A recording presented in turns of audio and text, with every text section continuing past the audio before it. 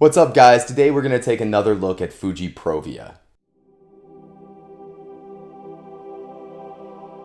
So I made my first video on Provia almost 2 years ago at this point. It was when I had first moved out here. I had taken a trip up into the Adirondacks with my friend Jeff and went through like 1 or 2 rolls of it. It wasn't so much a review as it was a first impressions video.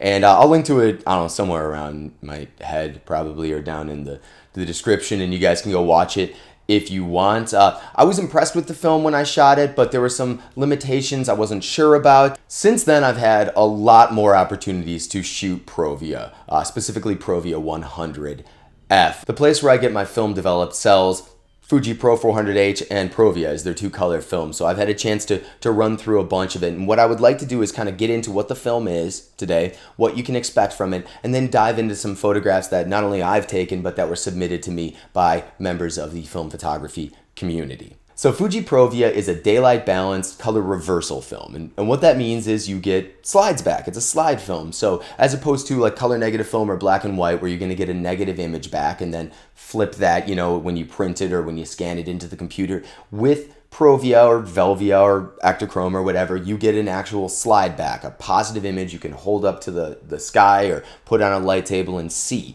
I recommend shooting slide film at least once, because the experience of getting those positives back, especially if you shoot medium or large format, and throwing them down on a light table is incredible. There's nothing like it. It's a really satisfying, unique experience. The way the colors look, they have an almost 3-dimensional kind of pop to them. It's very difficult to explain until you actually do it and look at it. So before we get into this anymore, go buy some, go shoot some. You can find it on, I don't know, Amazon or B&H. Go grab some slide film, whichever one you get, and go take some pictures and develop it. You'll be amazed. It's really, really cool. Provia is currently only available in 100 speed, in the 100F variation. It used to be available in a 400 speed. That was discontinued like 4 years ago in 2013, which is pretty sad. As a slide film, it can be a little bit finicky to get the exposure on Provia right. I think it's more forgiving in terms of exposure latitude than something like Velvia is by far, but it's still a lot more difficult than, say, something like Portra or even Actar, where you can miss the exposure by a stop and still get a usable image. I'd place the look of Provia somewhere maybe halfway between Velvia and something like Portra. It's going to be much, much more faithful to things like skin tones and accurate color representations than Velvia is, but it certainly has more pop. It's got more saturation, more contrast than something like a color negative film like 400H or Portra. It's a beautiful looking film. Getting the exposure right is not quite as finicky as something like Velvia, but it is still much more difficult than color negative film, and you want to be pretty much dead on. I had a history of underexposing Provia when I first started to get into it and shoot it, and it's very easy to mess up that exposure when shooting and get an unusable image. So what I want to do now is to bring up some images. That way we're not just talking about it, but you can actually see the film, get an idea, get a feel for how it looks and how it behaves, and see if it's something that you would be interested in shooting. All right, so this first photograph is actually one that was included in my initial Provia video, however many years ago, almost 2. The reason I picked this photo, the reason I decided on this guy, is that it shows a couple of aspects of the film. This is the first roll I ever put through, so I wasn't sure how to shoot it, and a couple of things are immediately obvious. The first is that it's a little bit underexposed. That's a problem that I've run into consistently with Provia for one reason or another. If I'm going to screw it up, in general, I'm going to screw it up in the direction of underexposure. The other thing that I really like about this photo is that it shows off the saturation, and obviously that's going to be increased somewhat by the fact that it is underexposed, but I love the way that this film handles blue. This is actually a photograph that was taken in Lake George, which is going to be something of a repeating theme here for one reason or another. Apparently, whenever I get a roll of Provia in my camera, I run to Lake George to take pictures, but this is on my RB67, and I just love the way that this film handles blue. As you'll see later, it really has sort of a magical level of saturation when you're photographing, skies and water and things like that. This is a photograph from the Saratoga County Fair. This was last year. I went up to the Saratoga County Fair with a friend and coworker and was a little bit drunk when I took these photographs.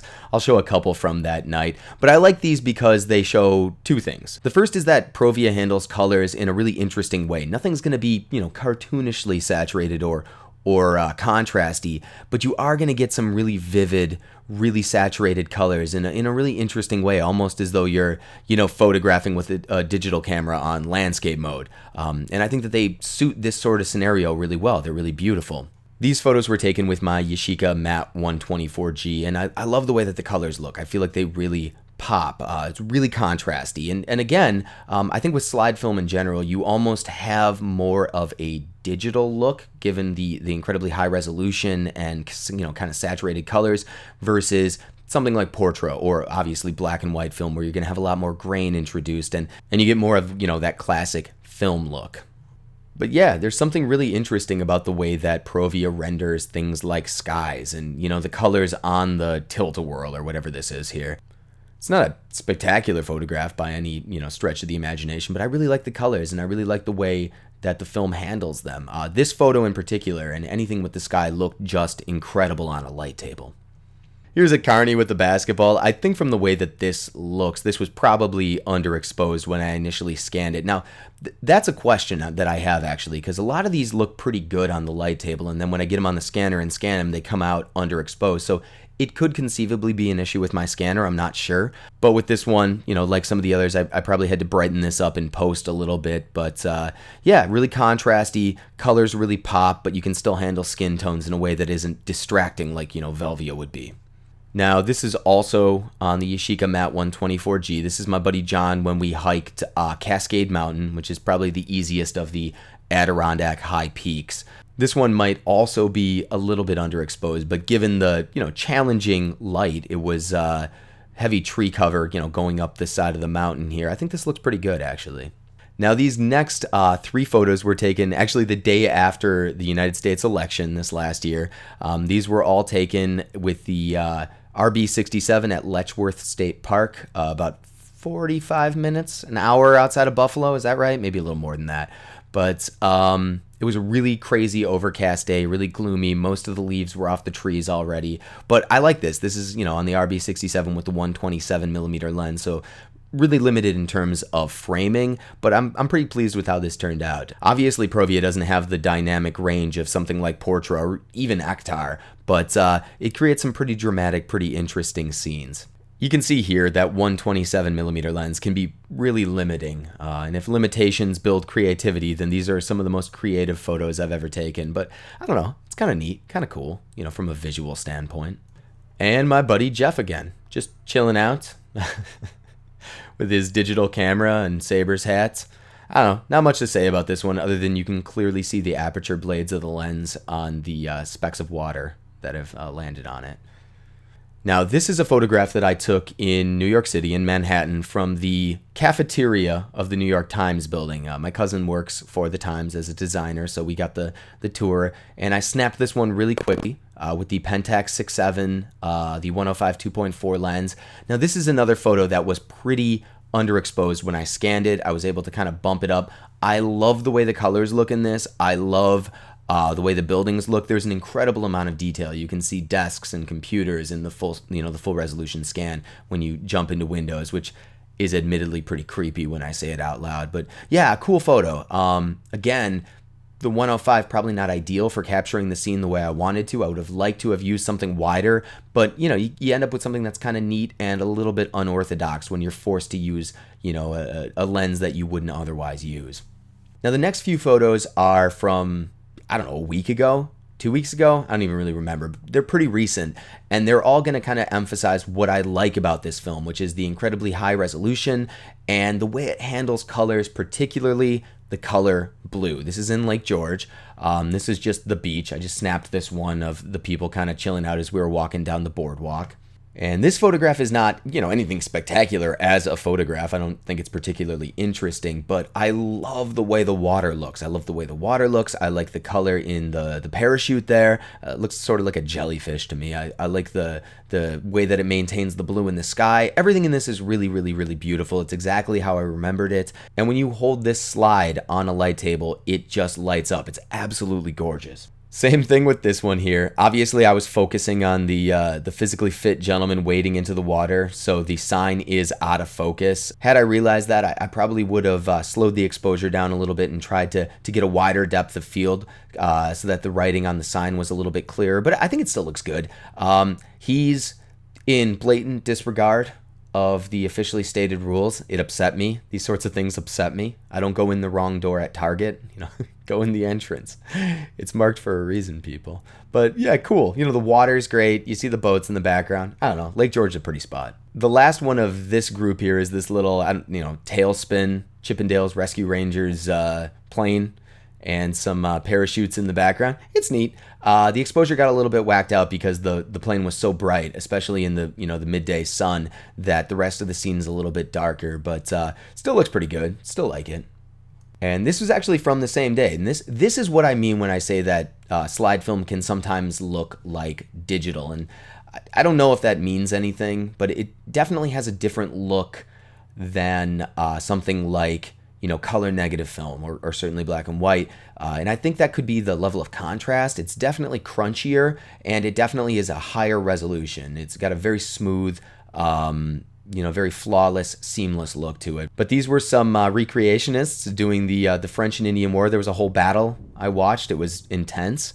And they allowed me to take their picture. I think it's cool. This is on the Pentax 6x7. This is with the 165 2.8 lens.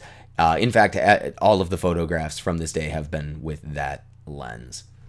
All right, so last up, I wanted to show some photographs that were sent to me by members of the online film photography community. So these are from two different people. The first set are from John Lee, and the second set are from Martin Quinn. So these photos are from a viewer and actual Patreon supporter. Thank you very much, John, named John Lee. These are all, from what I can gather, in Thailand. And they give you kind of a good idea. Have the really saturated colors in these. Obviously, there's people in most of these photographs, so you can get an idea for how the film handles skin tones, kind of creating a natural look in people. And I think it does a really good job. What Provia brings to the table more than anything, as far as I'm concerned, is a pretty good blend between punchiness, contrastiness, saturated colors, and also versatility in terms of being able to use it for, portraits of people and photographs of, scenes where Velvia might look a little bit garish and over the top. Now, the last few photos here are from a photographer named Martin Quinn. You can see his website right there in the watermark, quinnimages.com, but these are really, really great. So, this first one, I refuse to believe that there was no sort of ND filter used here, but if not, awesome. You don't have the kind of hue that you might get out of Velvia. You don't have the insane saturation, but look at the way the blues are handled. Look at the resolution. It's really, really beautiful. When you nail it with this film, it can be a really, really good option. Add that to the fact that it's cheaper than Velvia, and certainly if you're trying to, compare it to Velvia 50, which is almost unobtainable in 4x5 or 8x10, it's a really good option, or it can be a really good option. But yeah, a really beautiful set of images here, really subdued, kind of subtle colors in these photographs. One thing I haven't touched on yet that I think makes a difference in these photographs is reciprocity failure. You're going to get much longer exposures out of Provia without having to account for reciprocity failure than you would with Velvia, 50 or 100.